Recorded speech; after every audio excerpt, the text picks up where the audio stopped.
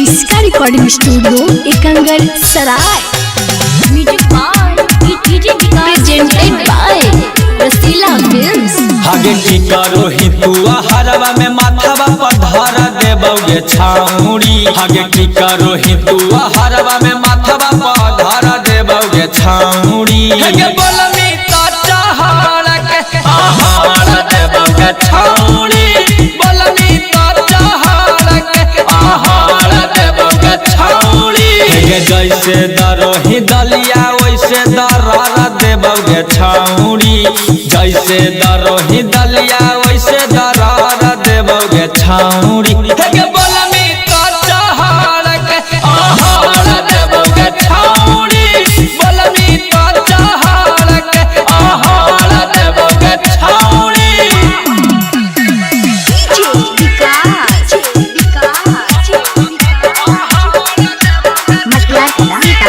Mix by DJ star.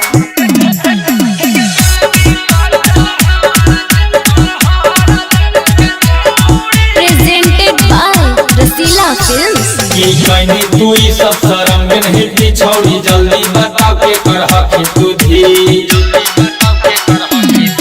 की कहनी तू ई सब शर्म में नहीं पिछौड़ी। जल्दी बताओ के कर हकी तू धी। आगे मारबा ऐसा न मारबा खाली लहरा देबोगे छाउड़ी। हेगे मारबा ऐसा न मारबा खाली लहरा देबोगे छाउड़ी। हेगे बोलमी तो चहड़ के आहार देबोगे छाउड़ी।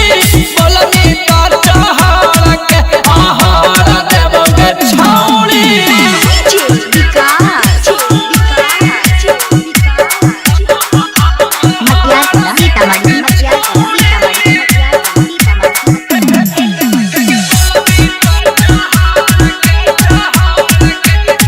इसका रिकॉर्डिंग स्टूडियो एकंगर सराय।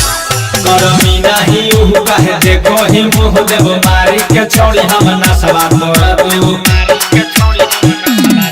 करमी नहीं उहु कहे देखो ही मुँह देबो मारी के छोड़ी हम नसवा तोरा दू। हेगे नाम हौ कुंदन बिहारी तोरा सुधार देबोगे छाउड़ी। हेगे नाम हौ कुंदन बिहारी तोरा सुधार देबोगे छाउड़ी। हेगे बोलमी तो चहड़ के आहार देबोगे छाउड़ी।